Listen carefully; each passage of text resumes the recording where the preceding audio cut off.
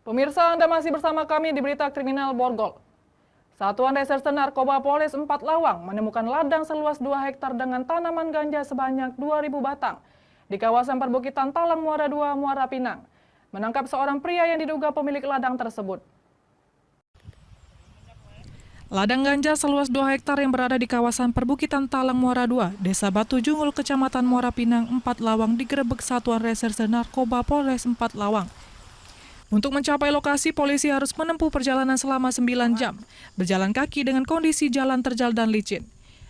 Dalam penggerebekan, petugas mendapatkan barang bukti berupa tanaman ganja sebanyak 2.000 batang siap panen, dengan tinggi batang 1 hingga 2 meter. Berikut 70 kg ganja kering siap jual. Dari dalam pondok yang berada di area ladang ganja, petugas juga menangkap seorang pria atas nama Asmono, warga desa setempat yang diduga pemilik ladang ganja.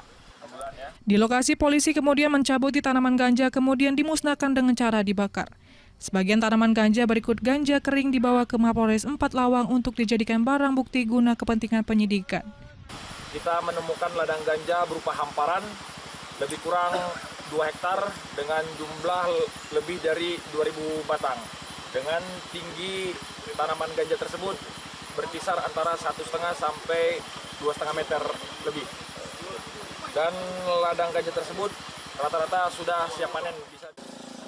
Dari 4 Lawang, Amri Wijaya, iNews melaporkan.